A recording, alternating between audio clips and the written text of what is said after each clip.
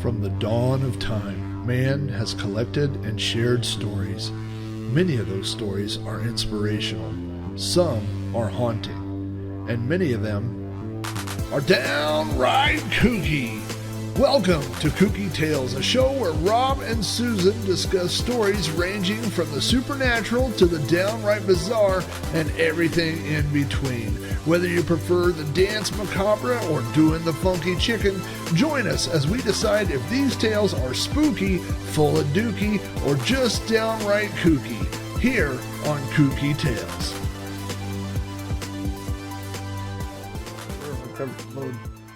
For a weekend, we're in recovery mode for podcast glitches. We're back. Oh my gosh. Episode 2. We're coming out of the burn. What do they call it? The fire burner. No. Barn burner. Is that a term? We are coming out of a barn. We're like the phoenix rising from the ashes. Sort of. The first episode was on fire. Is that what you're saying? Or burnt down? Well, something. We got some good feedback for the first episode. A lot of people enjoyed the story, but more than that, people enjoyed your artwork from the stories. And in fact, the one suggestion that I got from several people was they wish that we were doing the drawings not on a dry erase board, but on paper so that your drawings could be framed and put on the wall behind us. So we may have to have a digital Hall of Fame maybe or something back there. I'm not entirely sure what the ultimate solution for that is. Some people wanted it. What do you got already? Coffee cup. Oh, are you gonna put the drawings on a coffee cup? Okay, so many people asked for the dead baby coffee cup that I actually opened up a Zazzle account, and if you want to be the talk of the meeting, if you're still going into the office for meetings, get yourself a dead baby coffee cup. People look at that and be like, did your kindergartner make that for you for Father's Day? That's a plug. That's our first, we're getting into the merch business. Can you honestly imagine? Somebody asked for this, and I'm like, I can make that happen. Oh, you know what? Hold on here. I've got our, look at this. There we go. We're mobile. We're changing stuff on the fly. Get your dead baby coffee cups here. Yeah. Anyway, so, yeah. Yeah, we're not really. I don't know if we're merch friendly per se, but we'll get some. We'll get some Kooky Tales mugs. We drink a lot of coffee. We are morning coffee drinkers. So we used to make a pot of coffee. Remember that? Now we've got the old Keurig. Yeah. Just do the. Instead we do a couple of Keurigs each. Yep. In the morning. Lazy. All right, we're going to get into this week's Kooky Tale. I got a kooky one set aside for you. This is one of my favorite childhood tales. This is from the book I showed you last week, the Strange Stories, Amazing Facts, the Reader's Digest book. This was a book that my parents had on their shelf. I used to borrow it. I would go out and get it from the living room. I started reading it way too early. I was an early reader, and so even at the kindergarten, first grade, I would go through this. I didn't understand everything, but a lot of these stories had pictures, and this story in particular had a picture that haunted me. There's a picture associated with this that gave me nightmares as a child. This is a story that has stuck with me my entire life. The heck? Yeah, it's a crazy one, and there's the story, and then there's the story behind the story that's even crazier than the story. So there's a lot of stories. And instead of stories, you might say they're kooky tales. Well, I'm gonna go. So welcome to the 3-hour They're podcast. kooky tales. I go into my own. Yeah. These tales are kooky. Yeah. I've been doing that to Susan in the car. All right, but before we get started, this story has a paranormal twist to it. There's a term that I have never heard before called thoughtography that will come up. Now, in this sense, it was a person who had maybe psychic powers and was seeing things and possibly projecting images onto something else. We obviously don't have our budget was $0 and now we are $30 in the hole because if you notice, the great new angles that we have for the camera that we fixed since episode 1.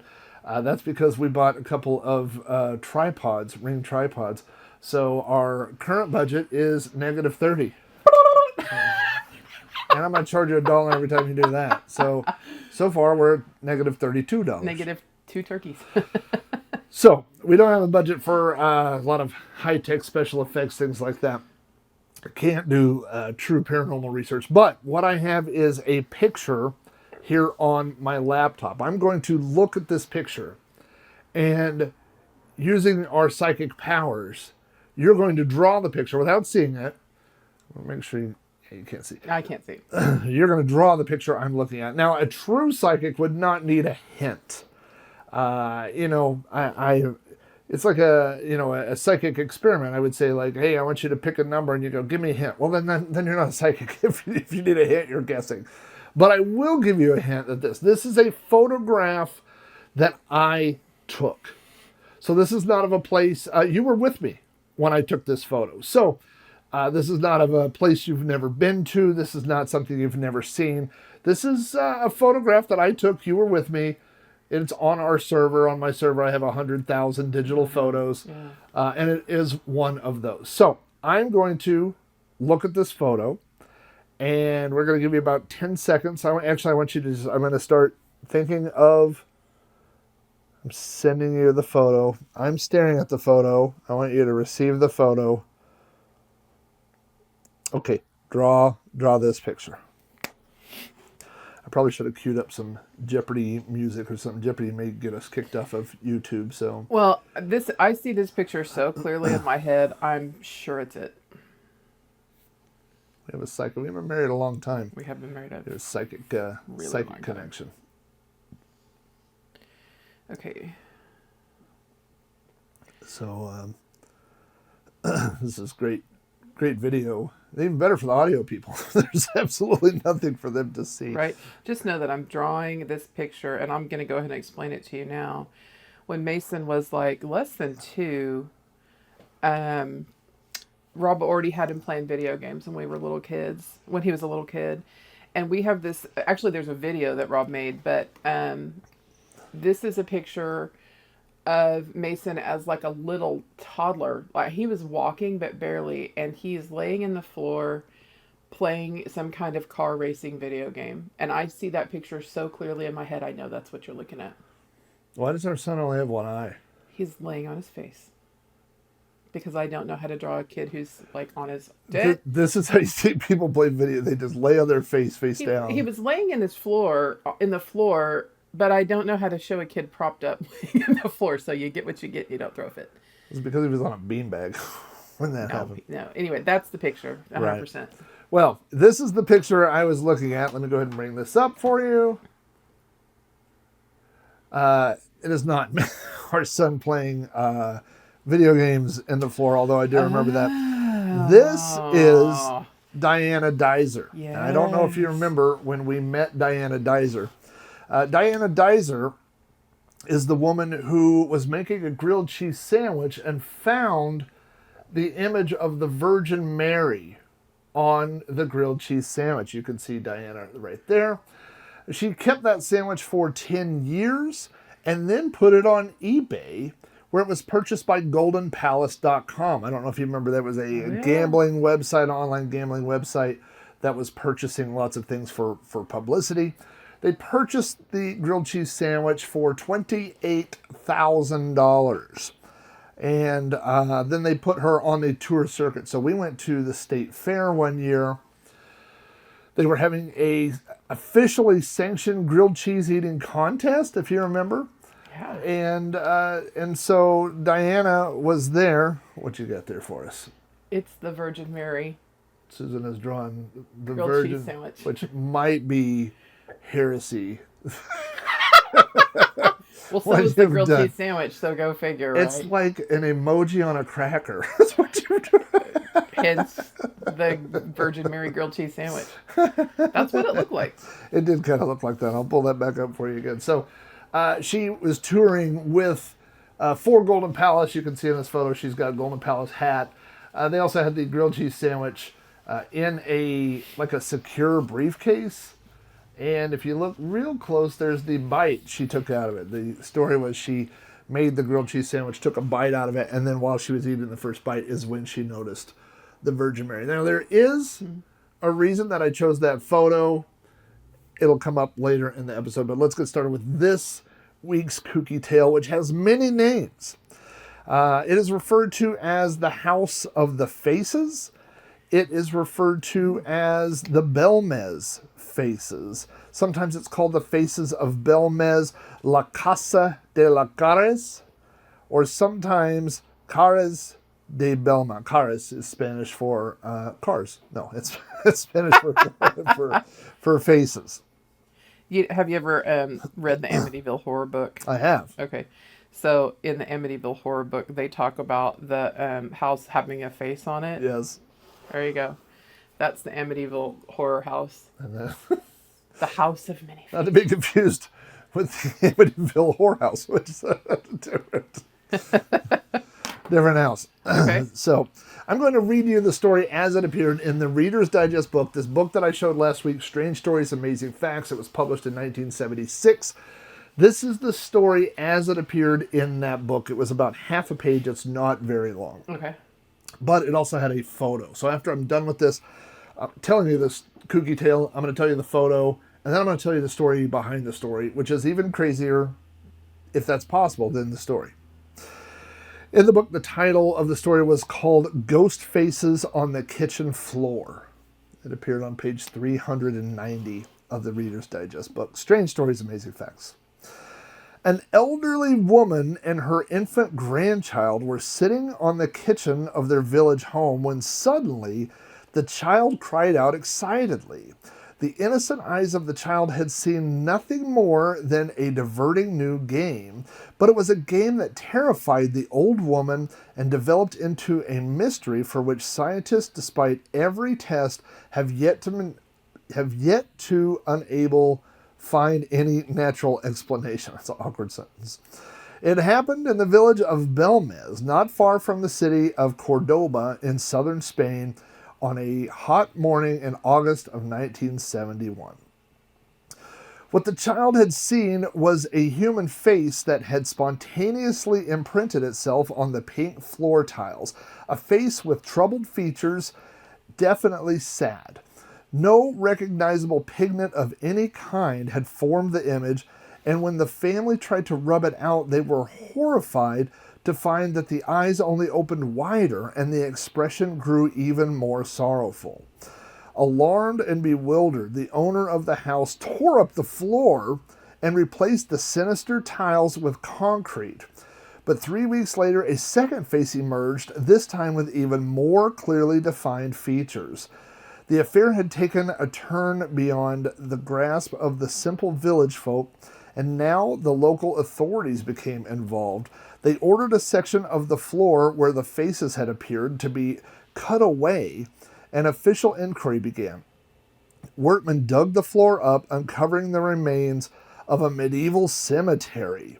Meanwhile, a third apparition took place, then a fourth, then a series of faces altogether. The kitchen was locked and sealed. 4 more faces, including that of a woman. Not just any faces, but the face of a... Hey, I knew that was going to happen. There's a woman right there. See? The lips. You got to hold those close so you can... Those are some faces. That's not quite what the faces look like. But they're close. More faces, including one of a woman, appeared just as mysteriously in another part of the house. But then, those were the last. The phenomenon melted away as inexplicably as it had begun. All this time, the curious apparitions had attracted many kinds of experts to the house. Even the most cynical of them were unable to prove that the images were the work of human hands. Their puzzlement was enhanced by the evidence of ultra-sensitive microphones placed at the house. This is the last part of the story here.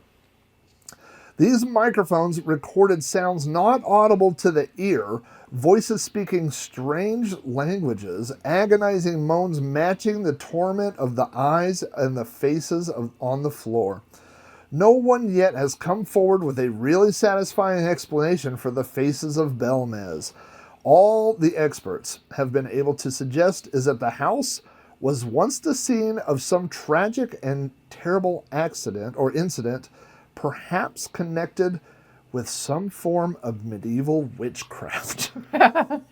Okay. That's what the scientists came up with. And for this, you have drawn a hairy ice cream cone. It's a microphone. Is it? And he's hearing, ooh. You said in foreign languages, right? Ouch. Zutalor. French. They were not French. Oh, yeah, it was Spain. It was in Spain. Dios mío.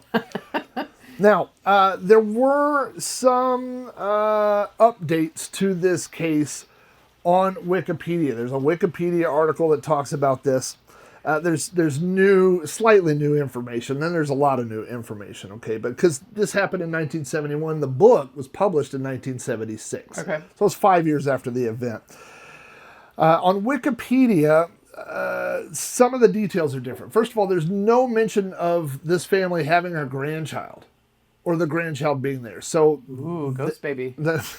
Maybe it was the ghost baby from episode 1. So that's kind of weird that the story changed, right? We do get the people's names, which we'll be talking about. Maria Gomez Camara and her husband Juan and their son Miguel. Okay, this story has, because everybody in this story is from Spain. There's a lot of Juans. There's a lot of Miguels. There's names that get reused over and over. It gets a little muddled, so I'll probably just tell you like people's roles, like an investigator or something. But like Maria is the old lady. Maria is the old grandmother that is mentioned in the story. Yeah, she's kooky, and I can already tell you she's. And her last name is Camara, which is the female version of Camaro, which is a sweet last name. How do you solve the problem like Maria? In high school, my nickname was Jimmy Firebird. That is not what your high school nickname was. That's true. She knew me in high school. Farty McFarty Pants. Oh, wait. No, that's your middle-aged name. I do a lot of podcasts by myself. This is why. How do you solve a problem like Maria Camaro? It was Jimmy Firebird they called me. It was a sweet name. So anyway, the gist of the story on Wikipedia is the same, and that is that in August of 1971, this woman and her family saw ghostly faces on the floor. The faces changed as they tried to clean them up. Eventually, they tore out their own floor. It first appeared on tile. To get rid of the ghostly spirits, they destroyed the floor, and they re-poured a concrete floor, but the faces came back. Many investigators, scientists, actual professionals have researched this case. No one, according to this article, according to the original story, no one has ever been able to solve the mystery of the Faces of Belmez. Can we go back for a second, though? Except for a lot of people have solved the mystery of the Faces of Belmez. Yes. What do you mean the faces changed when they washed it? That's... So the thing is that, by the way, I'm going to pull up a picture. Are you ready for this? Wait. I want you to draw what you think the faces look like first. Here we go. Right here. You got it. Here's the before. Here's the after. Right? So what was happening was they. This is before. He's like, "Hey, how you doing?" You know, and this guy's like, "Ah, quit washing my face."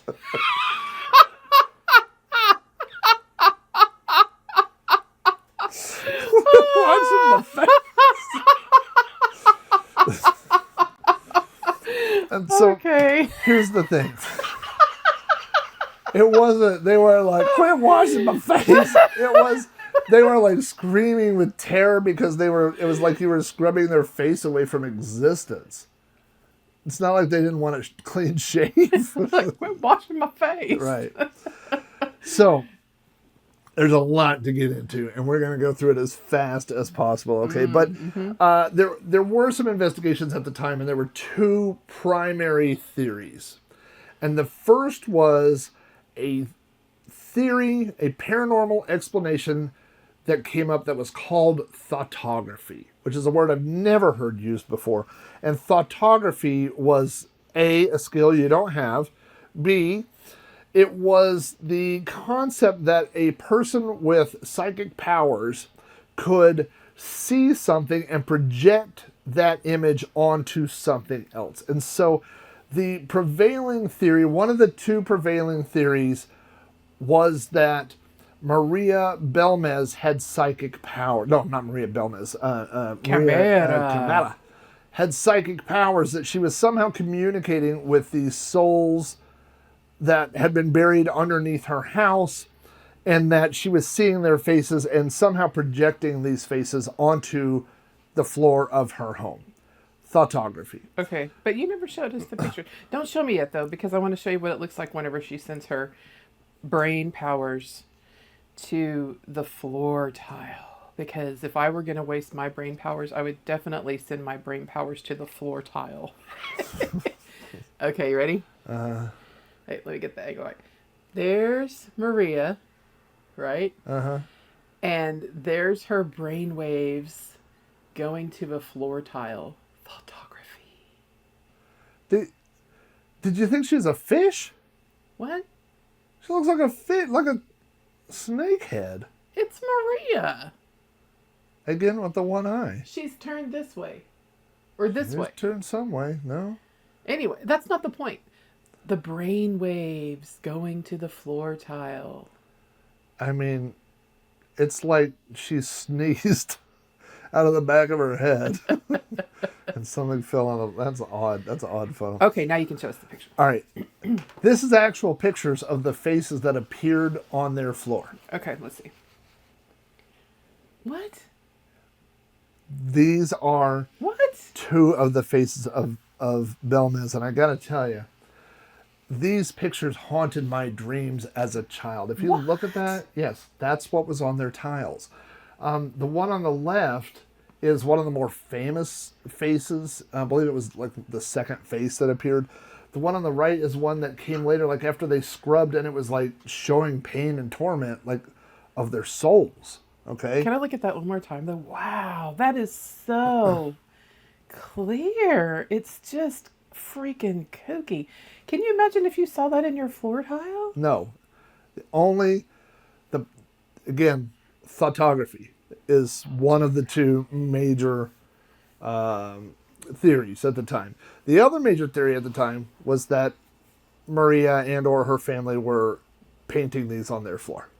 Yeah. Which doesn't explain the faces changing, doesn't explain the faces moving, doesn't explain a lot of parts of the story. But a lot of people go, ghost faces don't appear on kitchen tiles. So there has to be a reasonable explanation for, oh no. Can you make that go side? Look, that's the one. You've drawn Fu Manchu. It's the guy. Look at that. Show the picture one more time.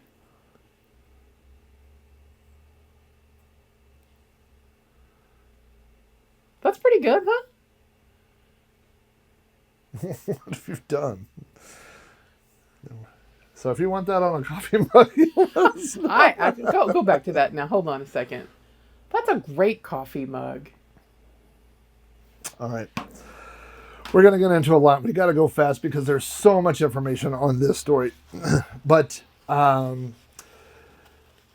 there was an in-depth study that happened in 1971. Now, if you remember, this event also happened in 1971. Mm-hmm. In August of 1971. By the way, you've lost the lid of the marker in every episode in the first 5 to 10 minutes. And you've done it again. I've done it again. You don't need it. Did you find it? Got it. I'm going to have to put that on a string. The Department of the Spanish Ministry of the Interior asked this guy, his first name is Jose. His name is Jose Luis Jordan. There's multiple Luises, multiple Joses, a lot of guys. But the Department of the Spanish Ministry of the Interior asked this guy to head a commission to come in and look at what is happening on the floors. If you recall, the mayor of Belmez, after the second Faces appeared, had people come into their house and cut tiles out of their floor and said, no, we're going to take these to have them, studied. We're going to get to the bottom of this, okay? Because it was such a big case, right? But here's the problem with these cases, and this happens a lot. You see this a lot with UFO cases in Mexico. You see this a lot with paranormal stuff in Spain and certain countries, is that they say, whenever they have real scientists and they send people in to do these studies, a lot of times they have ulterior motives. And so you don't always get, what is this? Jordan.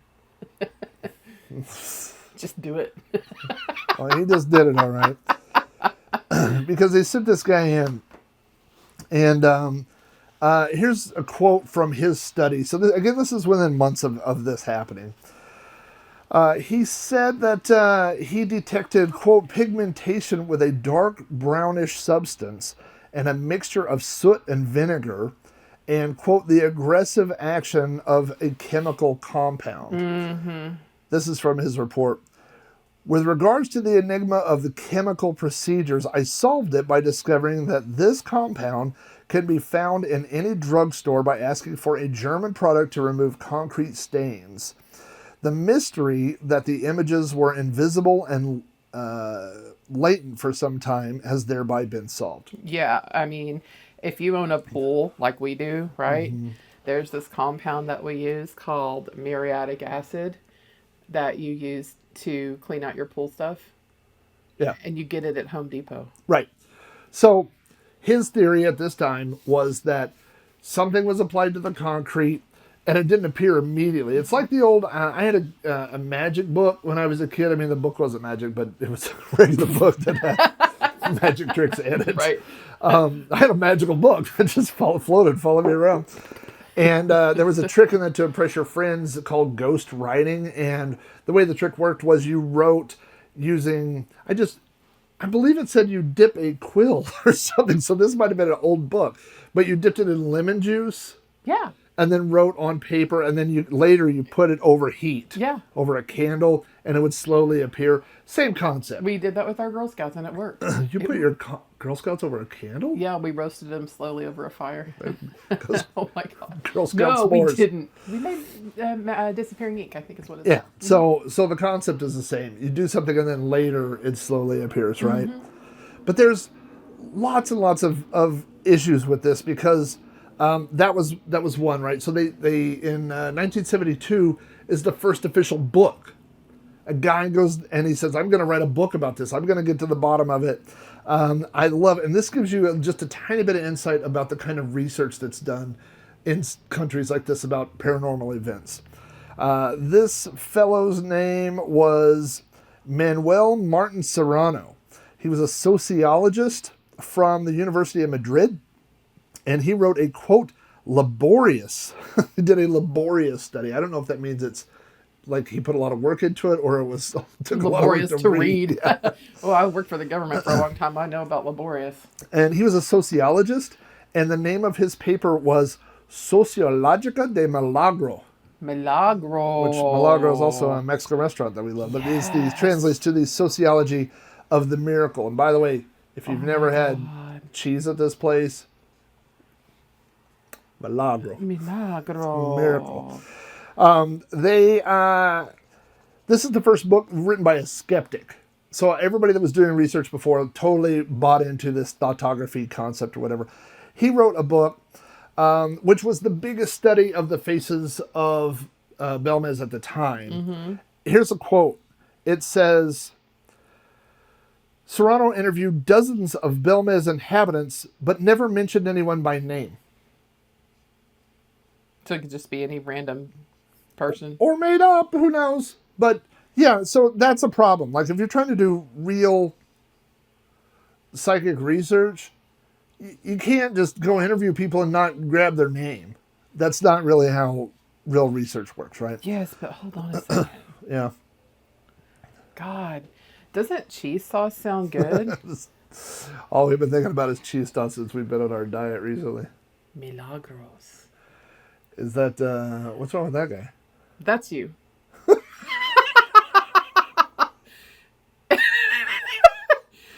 Is that how you think I sit around like that? Well, you're eating cheese dip. So, Yeah. yeah. And I'm wearing a crown? That's your hair. Okay. And what's on my shirt? Exactly what you're wearing. A moon man and an MTV. Oh. Chips are the key part here, though. You think? By the way, I do want to point out that it appears I have chicken feet for hands. So anyway, let's get back to the... Hey, guys.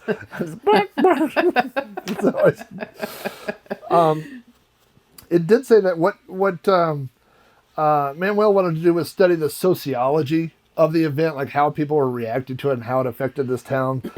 And at the end it says, this book is considered to be a contribution to explain the social dynamics of what he believed was a hoax perpetrated for financial gain. Right on. Okay? Mm-hmm. In the story, you remember that I said they sealed the house up and more faces appeared, right? Yep. Okay. The story behind that is in 1972, the local government said, we got to get to the bottom of this. And so they hired psychic researchers. They went to the biggest psychic researcher in Spain. He contacted a very famous psychic researcher named I love his name, Professor Hans Bender from Germany, and brought him in. Isn't there a guy in a cartoon named Bender? There is Bender. Isn't he a robot or something? He is a robot. Very good. Very good reference from Futurama. And so, long story short, they came in and they said, here's what we're going to do. These faces, we think the faces are, we're going to rule out any possibility of tampering or anything, okay? So basically they laid down saran wrap on the floor. They put plastic all over the floor and left it for 4 months, and they left. They just sealed up one room in these people's house. The people were still in the house. They left, and when they came back, they removed the plastic and said, they had taken pictures before and after. Uh-huh. They said the faces had changed under the plastic. And not only that, but a lot more faces had appeared in other parts of the house where the people were staying. So was this a controlled experiment? Like, the people were not there anymore? No, they lived in the house while it was happening. Okay? Well, that's valid. Yeah. And so, is that Bender? Professor Bender and his saran wrap.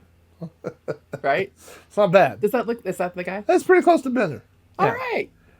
Except for his arms are like this. I am Professor Bender. Right. Also, do you know what Hans Bender was a professor of? Bending. Bender, I'm sure you don't know this, but Bender that's what he does. He bends things. That's why his name is Bender. Really? Yes. Oh. But the Professor Bender was, when he was finally cornered, said, well, Professor's more of a childhood nickname. Yeah, because I call my kid Professor. Hey, Right. Professor. Well, normally we would do every time they would come in and they would be like, hey, I'm going to buy a $200 car and turn it into a race car. Good luck, Professor. So okay, yeah, we have done that before. We didn't call our children professors, but more, it was sarcastic. Yeah. Nice turn, Magellan. Yeah. So, yeah, not really a professor so much, okay? And what was kind of telling is that, first of all, these guys did a 4-month study, but they only went to, like, Professor Bender only went to Spain like 3 times. Like, he would show up on a weekend, and then they said he would go to the bar and party, and then he would go home. So he did his study mostly remote. And when they came back, he said, oh, it's proof. These are definitely ghosts. This is definitely ghost faces, no doubt about it, 100%. And then he made a bunch of money off of it, right? And he made a bunch of money okay. off of it, okay? The first real scientific experiment we don't get is until 1993. The Journal of the Society of Psychical Research, and this was led by Luis Ruiz Naguez, decided, hey, maybe here's something we should do, is how about a chemical analysis of the faces? Yep. They did they checked the chemicals, and they also did a IR, like an infrared scan of the faces. Yeah. Mm-hmm. The chemical analysis turned up 3 major components: zinc, lead, and chromium. Now, the zinc and the chromium are not particularly important, but lead, especially at that time and in that part of the world, would have been found in lead paint. Okay. When they did the infrared scan, and let me find this quote for you here. It says, through infrared photography, we saw that this one had added pigmentation over the original appearance, and even the paintbrush bristles could be perceived. Of course, after that, we had no doubt it had been painted. Yeah, duh. But there's still a little leeway because they said, I mean, now the theory was, well, the original ghost face had appeared, but someone had gone and painted over it to make it more obvious, right? Does that make sense? Yeah, it makes sense. Zinc, lead, chromium. Painted. I want to point out that this paintbrush has the same hairdo as I had in the other photo that you drew of me eating cheese. I only have a finite set of art skills. And so the same thing for my hair is also a paintbrush. Right. And Bart Simpson. Lead being the key point there. They painted it. I knew it. Not so fast. In 2014, they did the most advanced forensic analysis of this event. Investigative journalist TV show, Cuarto Milenio. The presenter of that show is Iker Jimenez. He brought in like a whole bunch of experts to try to do a chemical analysis, but a technical analysis of the entire thing. One of the people, this Jose Javier Gresinera, is a doctor in chemical engineering and a general manager of Medco. They brought on another guy who was a forensic criminologist and a chairman of, he's a director of the Spanish Institute of Applied Criminalistics. So they brought the heavy hitters in, okay? These guys all came into the house, they looked at the things, and then they gave their report. You ready? Mm-hmm. I want to read this. After extracting samples from the faces under the house's the house owner's permission, they proceeded to analyze them and concluded that the images were not made with paint. And according to scientific knowledge and techniques employed by the analysts, there is no external manipulation or elements in the faces. They went on to say that they attempted to reproduce similar images through the variety of methods that had been considered valid in previous investigations, including but not limited to concrete solvents, hydrochloric acid, and silver nitrate. It was he declared failure in his attempt to replicate the faces, concluding at the end of the report, the word summarizing this opinion is absolute bewilderment. They brought specialists in. The specialists were not able to duplicate. And you believe they found Waldo? That's the chemical engineer. Oh. What's on his head? It's a hard hat. Oh. Makes him official. I thought his brain was exposed. That's right. They brought in all these specialists, and essentially everybody said it's impossible to do. Okay? This is why this is such a crazy story, is because you have this event, you have people that came in that were like, this is obviously fake. Then you had people that came in and they were like, this is obviously real. And then more people came in and said, this is so obviously a fake. And then you had people come in that were like, nope, we studied everything, it's obviously real. It's a weird story. In the meantime, is anybody making money off of this stuff? Well, yes. The thing is, they're not making a lot of money, okay? And before I tell you the final overall picture of this, I want to tell you some of the changes that have happened in this story over the years. In that original story, you remember they said that they found bones? Oh, well, no, you said that it was, yeah, okay. They dug up the floor and they'd found bones. Yeah, okay? yeah. Depending on what your source is, some sources say they found bones underneath their floor. Some people say that they found skeletons underneath the floor. And now a lot of stories say that they found 4 skeletons without their skulls. Okay? So that's pretty specific, but it's something that keeps changing. Okay? Another change is they said that there was a cemetery under. First, it was bones. Then it was that the house was built on a cemetery. It's just kind of weird. You know what I mean? Like why would that not be? Would that be locked down, right? The last one, I read an article on The Guardian, and it said the most recent theory is that the faces belong to members of the Gomez family who were massacred during Spain's Civil War. Okay, so now they're like, it's not just bones, it's not just headless skeletons. Now it's like specific people, right? So that's the thing about this story, is that it's almost like a ghost tale. Like it keeps changing over time. Mm-hmm. And because it was such a small event in a small town, it's hard to get to the facts. Okay? The Gomez family, as in Gomez and Morticia Adams? Yes, that was his first name and last name. Check this out. Gomez. Wait. I actually think this is pretty good. Oh. But where did the skulls go? We've got... Oh. That's not bad. You know, from the side, I thought you were drawing Morse code. But now that I see it, I thought their eyes were lower. But yeah, I do see that they're kind of... Their eyes were lower. They have no heads. Well, the pelvises. I thought that yeah. They're pelvi. Yeah. At least... They have ribs and vertebrae. And, it's not bad. You know? Yeah. They do have chicken feet, but you're getting there. All right. We'll make an artist out of you yet. Okay.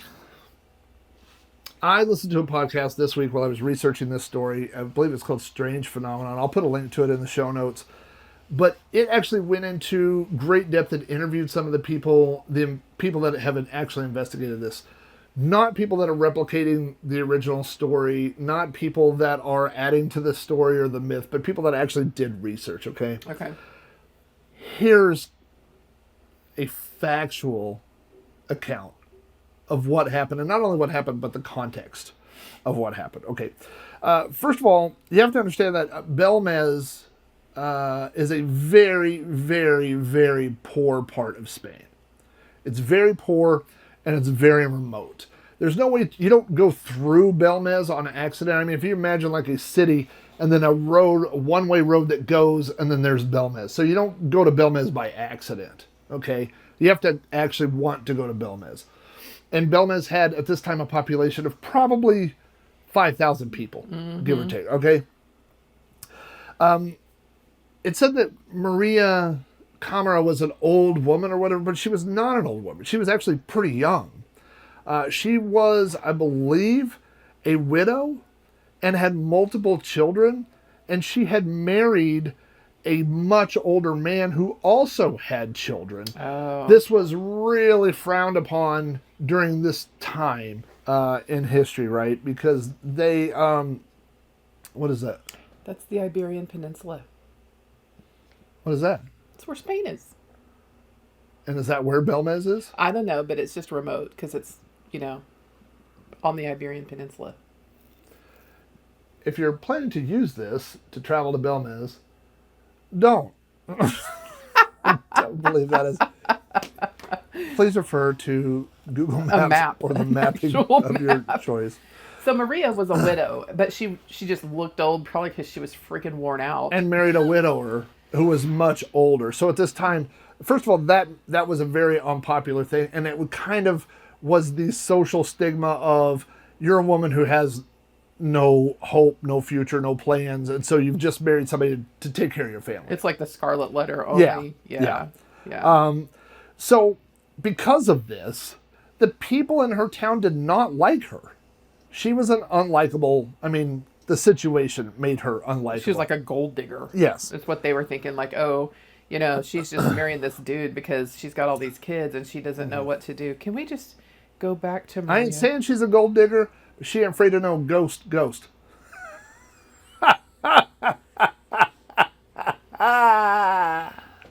Oh, no.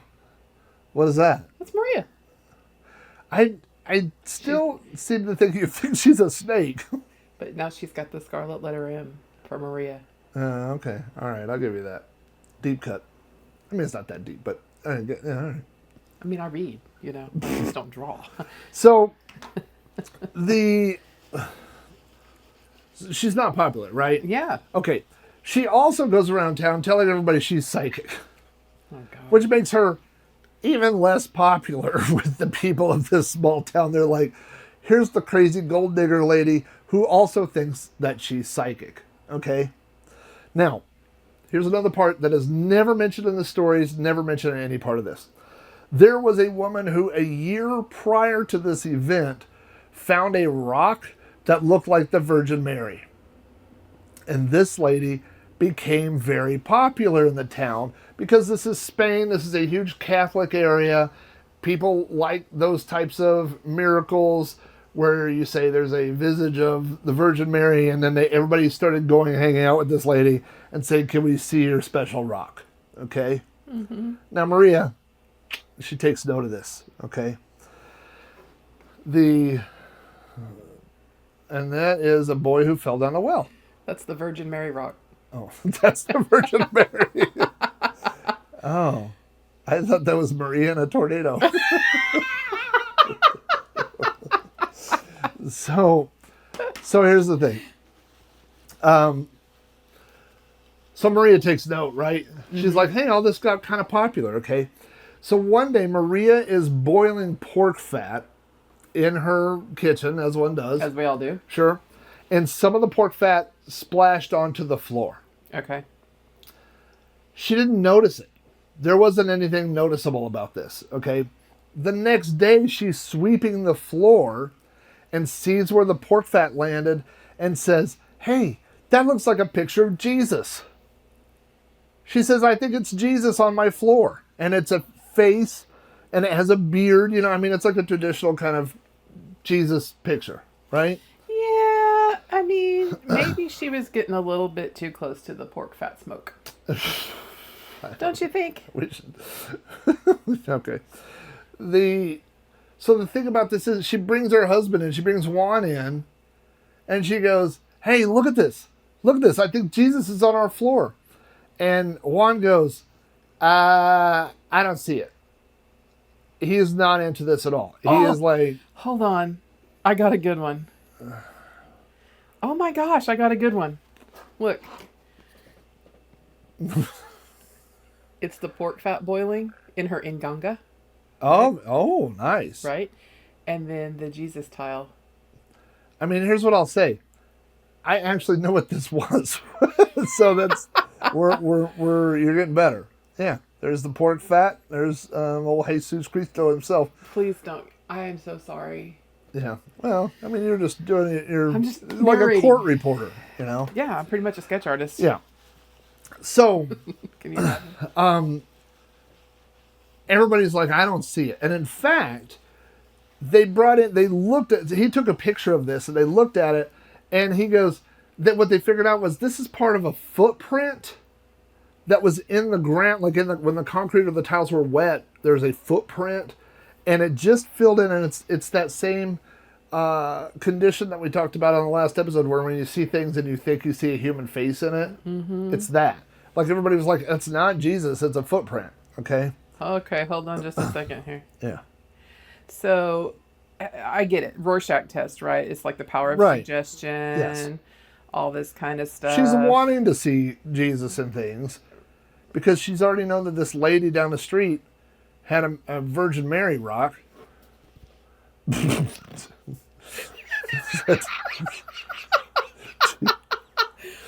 I promise I will do something for the poor today, but that was the time that Bigfoot met Jesus.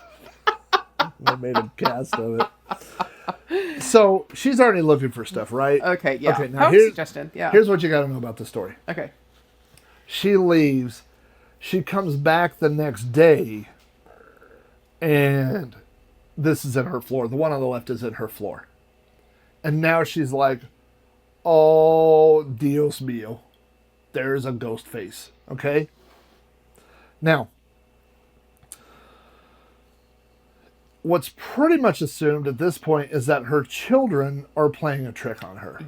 Something. Okay? If she's not really doing it, yeah. They used pork fat and soot and painted on the floor and painted a face because she's already looking on the floor for a sign and she's looking for faces, and so it's pretty much accepted that that's what happened, is that the kids started playing a trick on her. And so here's the takeaway, though. The takeaway is, at least in the beginning, and she never fully admitted this, but at least in the beginning, she wasn't in on it. She's an innocent bystander. She's a person who wants to belong to this town, wants people to respect her, and thinks that she's already seen one miracle and knows how popular this other lady is because she had a miracle. What's ironic is that at this time, the same year, they are having a celebration called the Holy Lord of Life. And Holy Lord of Life, what is that? It's the ghost face again. The power of suggestion. That's Fu Manchu. Okay, but that's what she saw. Hold on, go back to that. Is this what she saw? Hey, we should just hold that over your head for the whole episode. Just Hello. Hold on, I'm a ghost. So, yeah. Okay. Yeah. So here's the thing. Did anybody get rich off of this? No. Okay. But here's another part of the story that they leave out. Once she said, there's a miracle here, and I saw the face of Jesus on my floor, 2,500 people showed up at their house. This is a town of 5,000 people. 2,500 people come. And she was charging admission? She's not charging admission because she doesn't want money from this. She wants to be validated for her that she's special. She's been chosen for a miracle, and that she has this psychic ability that has been bestowed on her, and this miracle has happened. But other people are charging money. Her kids put out a tip jar because they noticed when people are going down the street to see the old Jesus rock or the Mary rock, the people are leaving tips because it's a very Catholic thing, right? I mean, not tipping, but you know what I mean? Like, you go to this thing and then these people have been bestowed, and so they've left tips. So these people also leave tips. And what's that? She is special. She's special. There's more special going on in that picture than you probably know. That's special. Everyone is special. So her husband, Juan, Yes. is also a photographer. Juan takes pictures of some of them and begins selling his prints. So Juan is making money. The kids are making money. But it gets out of control. You can't have 2,500 people coming to your house every day, right? Can't take a poop in peace. Right. Yeah. And there might be a face there looking up at you. So From the toilet. So they're everywhere. So Juan, now this makes sense, destroys the floor because he's like, this is over. We're done with the ghost faces. I'm done with it, right? Yeah. Pours the new concrete floor. Then the faces come back because the kids are still doing it, Well, yeah. right? That's when the mayor and the city steps in because the tourism is killing the town. It's not a thing It's not a good thing? No, Oh. because, I mean, imagine if in your town, another 50% of people show up in your poor town. There's nowhere to eat. There's nothing, you know what I mean? They are overrun. And they are not smart enough to figure out how to monetize They're that. not monetizing it right. Yeah. So the thing is that everybody involved in this story, if you go through and look at it, all the people that said this is a real event, all benefited financially from their thing. So like Professor Bender, when he came over, Sure. that guy toured around. I mean, he did speeches on paranormal events and stuff. He was a famous paranormal professor. The people that came in 2014 that said, we can't reproduce this, we have no way of doing it, they were a TV show. Their ratings went through the roof. Of course, yeah. You know, so that's the thing, is that all these people that stepped in were making a little bit of money off the thing. But Maria Camara was not in the business of making money. She herself, she never wanted to do this for the money. She wanted validation, you know. Poor Maria. So here's Bender. He's just getting rich, and she's like, oh my God, I have 2,500 house guests. Right. Right? It's just too much, yeah. Yeah. And they all want to use her bathroom. It's probably a hole in the ground anyway, but Wait, this is 1900s? This is 1971. Oh, she's probably got a toilet, yeah. This is such a poor area. I don't know if they have indoor plumbing in Belmez. I'm not being funny. I just don't know. But that's the thing, is that I think what happened is, I think she got caught up in this thing that became bigger than what they were doing. Yeah. Right. I think it was a fun thing. I think they played a trick on the mom. Then people came, they made a little money. Then it just kept going, and then there wasn't a way out. So even if she did in her life at some point find out that it wasn't real anymore, there's no way to bow out of it, right?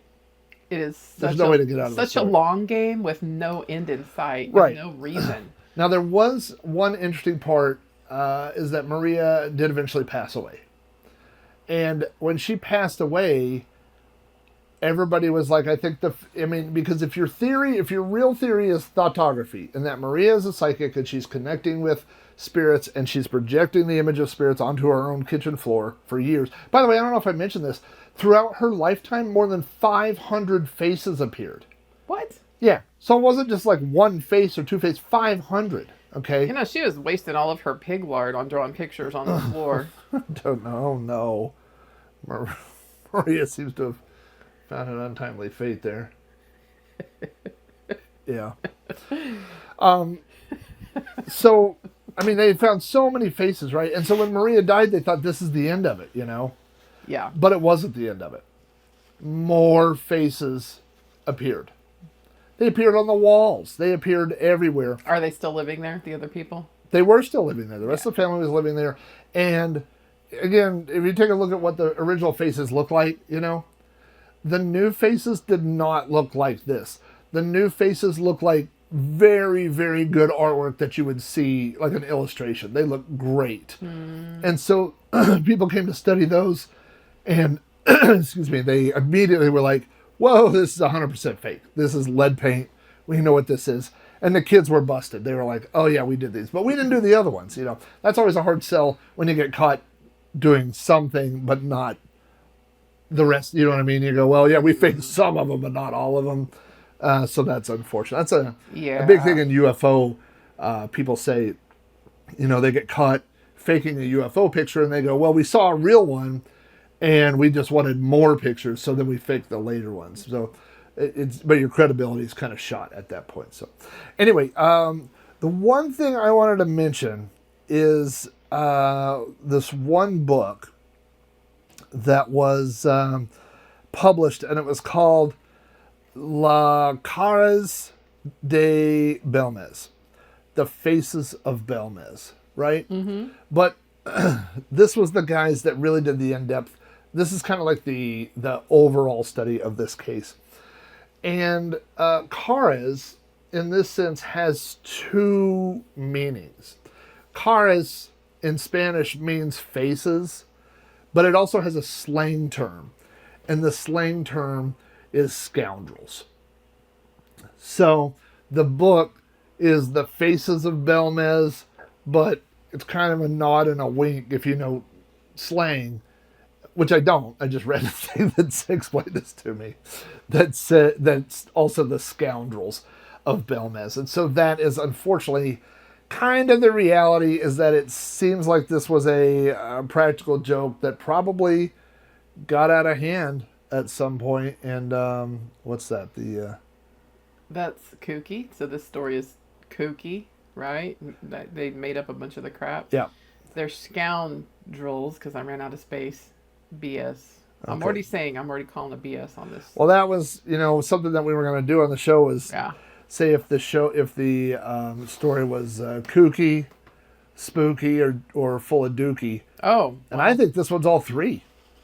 It could be spooky. But I'm telling you this. Look at this. When I was, 6-year-old, 7-year-old me flipping through this book, and I saw this and thought there's a possibility that these faces might appear on my kitchen floor someday. That was spooky. That was spooky to me. You thought this was going to happen to you? I remember going, like as a kid, getting up in the middle of the night to go get milk or something, and then looking at the tile on our floor to make sure there weren't faces appearing on it. That is so sad. Well, I don't believe in censoring kids. I believe if you're old enough to read it, then you should be able to. yeah. But also, it's a little bit of the dookie. Yeah, it is. It is a little dookie on this one. So that's the story of the Faces of Belmez. You know, I mean, the takeaway for me, the big takeaway I think for this one is that it's almost like it was a real event, quote unquote, but it's a real story, right?